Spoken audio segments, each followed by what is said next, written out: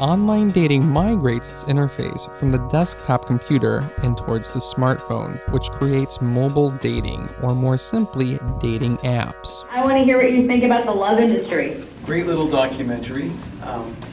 It has the feel of a Morgan Spurlock movie. That is, like Michael Moore, but without the smart assery behind it.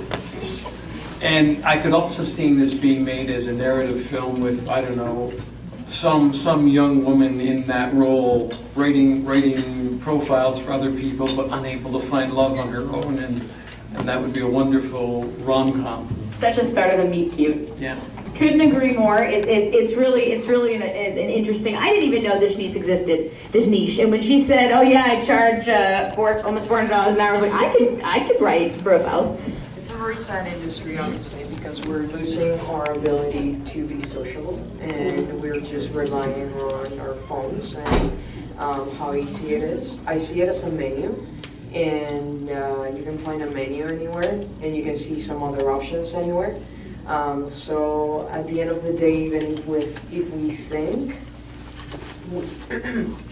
we're solving an issue by meeting people this way, at the end we're just not filling the void, because that's a choice, and there's not a natural interaction.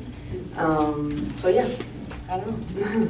Yeah, well, I just think that it's just reduce the anxiety of meeting people maybe in a bar or on the street. So right now with Tinder and with Bumble and all those apps, is like we can create connections that are not possible if we don't have these apps. So maybe I'm not gonna meet, I don't know, Andrea just on the street. It's just the fact that I entered in that app and that was the way. So we can't judge the fact that the media is changing, and we just have different sources and different, I don't know, ways. Technology is around everything. And that's fair, but we don't give value to what we find because we can find something else very easily. I don't know. But we can go on forever. I thought the films were really good, especially this one. I thought the narratives were interesting. At the same time, towards the end, I thought I was looking forward to something interesting happening. I felt like they were building up suspense. I thought they were going to get together. Yeah, it was definitely interesting, and I think I also appreciated where I believe Steve was coming from, who was coming from a very data analytical perspective. At one point I thought he was going to say, you need to check references and figure out who you're dating. It was good. I enjoyed it. There's two sides of the same coin here, right? On one hand, you get so much freedom of linking people together across geography. And on the other hand, you don't necessarily get a lot of authenticity, or you're taking a gamble if you are. But you do see this interesting spectrum from the other side of the screen, the person who helps you write your profile. I found it interesting that there were two people that were doing the same job, but they were coming from it from two opposite perspectives. One was she was looking at it from more an emotional perspective and people's feelings about how to finding people. The other was looking at it more using logic and thinking things out, with a plan, using data and all of that stuff. And I thought that was interesting, how there are two polar opposite things doing the exact same profession. That was fantastic. I actually wondered, if you could look at their success rates or their ratings, right? One going at it with your heart and your gut instinct, take that photo down, put that photo up. And the other one being no, check your references, go through your source, look at your target market, check your data. This very different perspective for sure. And just looking back to the final comment when they compare, or that comment that's made where the idea of gender is, if you see each other as humans or just as beings, then maybe we'd see that commonality. But that's coming from the perspective of a queer woman versus, I don't know the sexual orientation of the other person, but at least it's coming from a queer perspective. So. And that brings out a new dynamic to it. So it's very interesting that you bring that contrast, but in the end there's that idea that the more meaningful connections made from that perspective. To help Katie and anyone out there who doesn't want to sound generic online but also doesn't want to freak people out, we have a professional profile writer.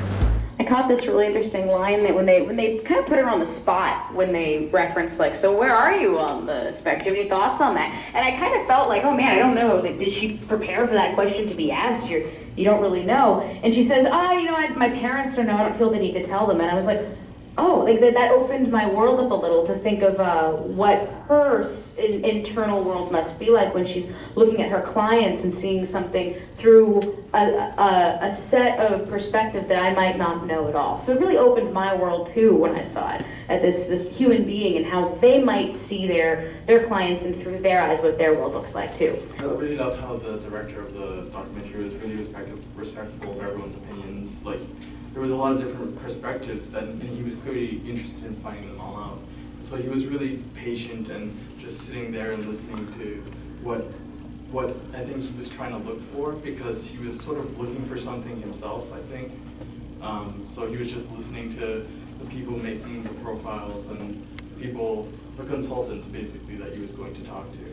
So I really liked how respectful he was for all of their opinions. Even if he didn't necessarily have to agree with them, he was still listening to them. Like the guy who was, the girl who said she didn't listen to the other consultant because she thought he was just like not right for her. He still went and he got his perspective, even if it's not necessarily something that he would agree with or she would agree with. I thought that was really well done. Like a true documentary, they tried their best to be objective. The film was super interesting. I guess like two things I kind of really were thinking about was it made me, one, think about the idea of what happens when we take love and then turn love into something that's corporate, right? And like thinking about love in a way where it's not so much that like innate feeling that we think we have, but it's something we can quantify, put into like I can decide to love someone, that kind of idea. And then the other thing I think would be interesting as well would be to take things like Grindr and Her, like a lot of those types of dating apps weren't really spoken about, where a lot of the discourse shifts from like stuff about where then there's now unique challenges which also are faced on there but are so much more normalized in the space. I immediately go to Grindr and I think about conceptions about being denied because of your actual identity, because of your race, your body size, and so what would happen with that shift in thinking about love as well. So no, interesting.